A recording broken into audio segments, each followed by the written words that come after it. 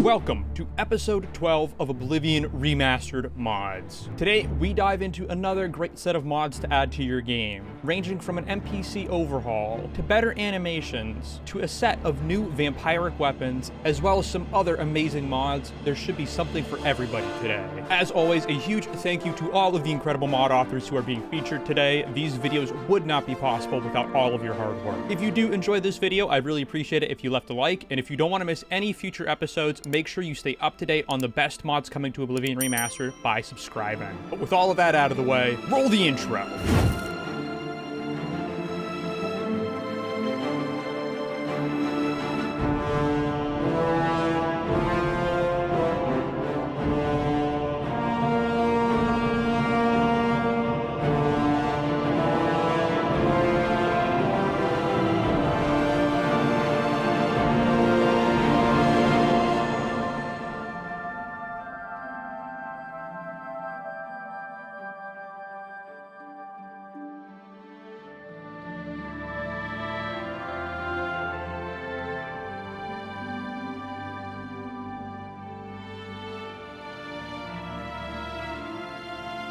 Our first few mods today will be taking us to the Imperial City Arena. For some reason, whenever starting a new playthrough in Oblivion, the arena is frequently one of, if not the first place I visit after escaping from the prison sewers. I don't know why exactly. I think it's a combination of it being an easy way to get some gold and XP early on, as well as having a convenient location right next to the market district. But regardless of whether I go there at the beginning of a save or later on, I usually always end up there somehow. And the Raiments that they give you, well, they're nice, they're great, but they could be better. With our first mod of the day, Austere Arena Raiments by Xorberax, the raiment you choose after joining the arena will receive a two-part facelift.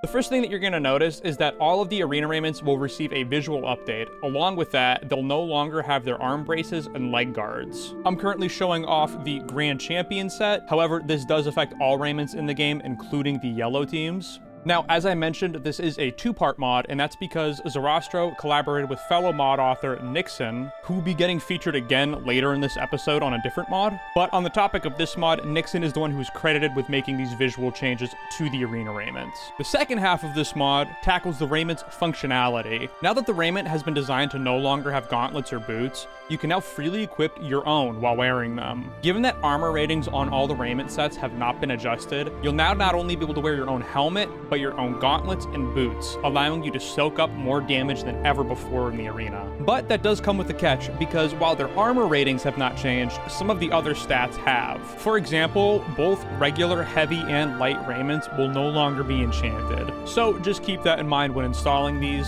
The list of all of the changes to the armor can be found on the mod page, and I'll try to pop them up right here. Now, as I mentioned, this mod is technically in two parts, so you can choose to just install the raiment design. However, this will leave you barefooted with your arms exposed, or you can choose to just install the functionality aspect of the mod, giving you all of the armor's rebalancing, as well as the ability to equip your own boots and gauntlets. But you may see a lot of clipping if you do choose to equip your own boots and gauntlets, as the original arena raiments, arm guards, and leg braces will still be there. Now, we're going to be staying in the arena for this next mod. Although it doesn't directly affect the guild itself, it just felt like a great place to show it off. If you caught the last episode in this series, you may remember I showed off a mod called Improved Camera. In the part of the video where I was showcasing this mod, I recorded a clip of me fighting inside the arena. I did this so that you could get a glimpse of what the Improved Camera mod looked like while in combat. Well, in one of the clips showing off Improved Camera, I absolutely whiffed a heavy attack when trying to hit my opponent. I honestly don't know what the hell they did to the two-handed weapons in Oblivion Remastered, but my god are they slow now. I totally get it's not realistic to be able to swing a Claymore or a Warhammer around super easily, but like, my god! Well, with installing Make Claymores Faster by Mawels, this problem is fixed. Now, if you're like me, you can go from having terrible gameplay to fast terrible gameplay. If we take a look at some vanilla Old Oblivion gameplay I've recorded of me swinging a Claymore and put it side by side with the vanilla remaster swing, you can see there's a huge difference. But if we switch over to compare vanilla Old Oblivion against the remaster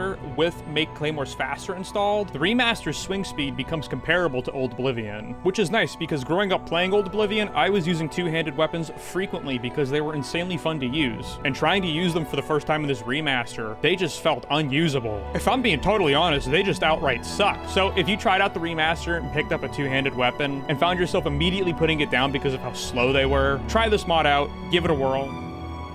Okay, now for this next mod, I'm gonna do you all a solid. Go down to the description, find where I've linked Xorberax slow motion shortcut wheel, and click download. I understand that not every mod is gonna be for everyone, but I'm fairly certain that like 95% of people at least are gonna want this mod. Xorberax slow motion shortcut wheel by Xorberax is one of those mods that you download, install, load up the game, and audibly go, huh, why the hell is this not in vanilla? After you install this mod, whenever you open your shortcut wheel, the rest of the game will slow down until you've closed the menu. That's it. That's what the mod does. Plain and simple, but my lord, is it useful. Now, when running away from the adoring fan, regardless of how fast he's chasing you, you'll have plenty of time to pick from your arsenal of tools on how to dispose of him properly. And better yet, since this is a UE4SS mod, you can go into the mods file and edit the slowdown speed to whatever you'd like it to be. I've kept everything default because I feel like the speed that the mod is shipped at works really well. Now, if you're like me, you will hold down a number key on your keyboard to open up the shortcut wheel. I actually thought the mod was not working, but the mod will only work when using the dedicated shortcut wheel hotkey, the default being R for keyboard and mouse users. Just wanted to include that because I was giving myself a major headache trying to figure out why the mod wasn't working when it was just the fact that I was not reading the directions. And I kind of do like that the mod works like this because if you don't want to have the world slow down around you when going into the shortcut menu, you can still hold down the number keys as you normally would to get in there with no slowdown. Lastly, before we take off from the arena for today, we take a look at another mod in the Infinitum series. Arena Infinitum by Cold Tyrant gives you access to new content inside the Imperial City Arena after completing its quest line. So once you become Grand Champion, you'll receive a quest notification telling you to talk with Owen. Meeting with Owen, you'll see a new dialogue option is available when you go to speak with him. By following through with the new dialogue, you tell Owen that you are eager to be fighting in more matches than you currently are. Thinking for a moment, he'll tell you that since you've been such a successful champion and combatant and are generating so much revenue for the arena, he's willing to set up some match registration forms in the Red Room. After your conversation with Owen, you'll see that there is a table to the right of him with a few new documents on top of it. Those documents being the mentioned match registration forms. Separated into two piles, one for monsters and one for traditional combatants, interacting with these forms will allow you to schedule your next match. So if we interact with the match registration form we'd like to, we'll see that we have the option of picking 1, 2, or 3 of the selected combatant type. After you finish the form, you will hear the gates rise up and you will be able to step into the arena for your next match. Completing the match is the same as it always is. However, now when you finish a fight, you'll need to go back to the table where the match registration forms are, as you'll be receiving your winnings there. You'll see that on the table where the match registration forms are, there will be a sack after completing a match. Interacting with this sack will give you your earnings. The reward amount is dependent on your character's level as well as how many combatants you've chosen to fight. I'll pop up all of the rewards here on screen. And if the reward amounts are too high for you, there is a version of the mod that chops all of the gold in half. This mod does remove the ability to speak with Isabel about matches, so keep that in mind if you do choose to install it. Arena Infinitum is a part of a larger mod series by mod author Cold Tyrant designed to add more replayable content to the guilds of Oblivion. The current lineup of guilds covered by the Infinitum series are the Arena, the Fighters Guild, the Mages Guild, the Thieves Guild, and the Dark Brotherhood, which we covered in the last episode. The link you will find down in the description will take you to the Arena-specific Infinitum mod page, and if you'd like to install any of the other Infinitum mods, they are all linked on each of the mod pages for the series. I do plan on covering the other Infinitum mods at some point in the future, but I thought I'd just let you all know that you can go check them out for yourself right now. I myself am using the all-in-one compendium, I think that's how you say that word, package that Infinitum offers, which just has all of the Infinitum mods wrapped into one. I highly do check out these mods though. They are great and they add so much replayability into the game. But with that, we are on to our next mod.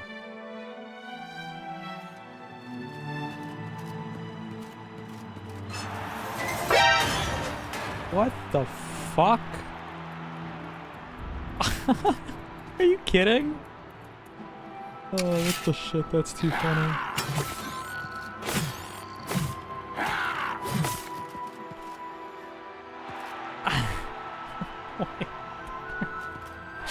Can we get him in the sunlight? I need the thumbnail, bro. Help me out.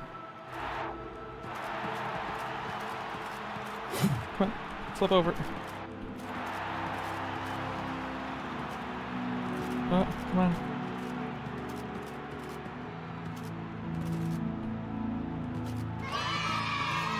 There it is. What a majestic photo.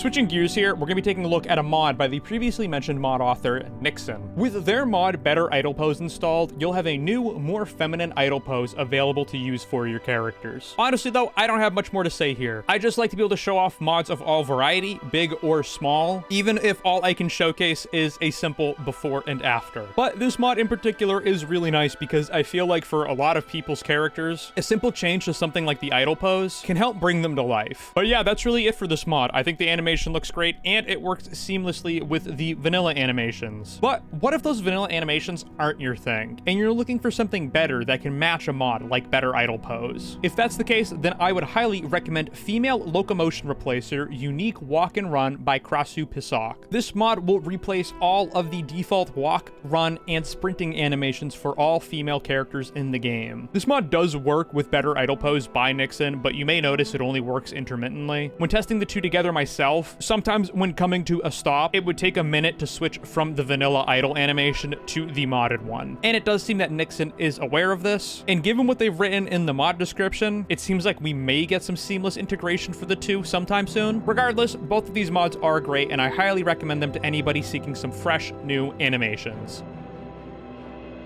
As I've mentioned in previous videos, I really do like how most of the characters look in the remaster. And while I do think the Khajiits look better on average than they've ever looked before in the Elder Scrolls, I think they can look even better by installing Pretty Kitties, Khajiit NPC Overhaul by Venus Mage. This mod currently redesigns all female Khajiits of Leyawiin, excluding Rancid Radersha, and also includes Skriva of Breville. And what I really love about this NPC Overhaul is how much more diverse the coats are between the Khajiits affected. Now, instead of all of the Khajiits being the same sort of bright orangish color, you're going to see just about every color on the Khajiits as you'd expect to see on a cat. Now, while not necessary, the mod author showcases this mod on the mod page paired with another mod, that being Remove Khajiit Beard by RidDog8. As it says in the mod title, Remove Khajiit Beard will remove all beards from Khajiits in the game. There is also the option on the mod page to download a version that will remove the fluffy ear hair from the Khajiits. Now, regardless if you choose to download the option that just removes beards or ear hair, you can select whether you'd like to do this to just the females in the game, just the males in the game, or you can download both to have it affect all Khajiits. I've chosen to download both removers affecting the females, as that is what is pictured on the mod page for Pretty Kitties. Now, again, Pretty Kitties does only affect most of the female Khajiits in Leyawiin and Skriva in Breville. However, the mod author does mention that they may get around to adding more Khajiits to this mod, which I hope they do because I think they've done a great job modifying a lot of the appearances here. And since this mod is utilizing NPC Appearance Manager, when installing, you can just choose to not install the files for Khajiits you may not like the changes to.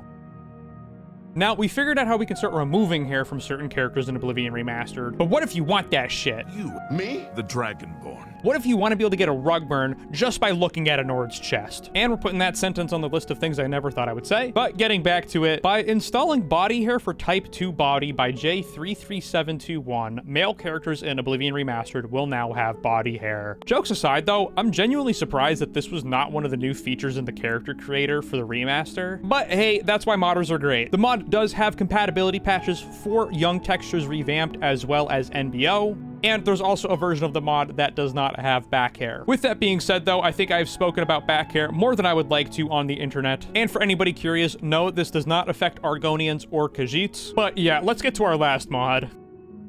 And before we wrap up things for today, we have saved an absolutely spectacular mod to show off here before we close out the episode. That mod being the Vampire's Cursed Arsenal, 9 standalone weapons, 4K, by Uncelium. With 9 new original vampiric artifacts to find throughout Cyrodiil, not only are you getting some new great weapons, but you're also getting another excuse to explore the amazing dungeons of Oblivion Remastered, hiding away in locations where the sun won't find them. These artifacts can be found by reading a book in Vicente Valtieri's room in the Hall Dark Brotherhood Sanctuary. This book, called The Testimony of Silius Renal, will detail you on all of the artifacts and how to find them. Now, I haven't personally had the time to go get all 9 of these artifacts. In today's video, you'll be seeing some footage of me clearing Vilverain, which is where one of the artifacts is hidden. Now, unfortunately, again, I have not had the time to get all 9 of these weapons, but for the one I am showcasing in the video today inside Vilverain, acquiring it simply just meant beating the dungeon as you normally would. There were no new enemies, no new puzzles, no new challenges. is. Getting to the end of the crypt and looting the final room was where I found the weapon. These weapons look absolutely amazing, and I am excited to complete the rest of the collection. I'm hoping we can see more mods like this pop up in the future.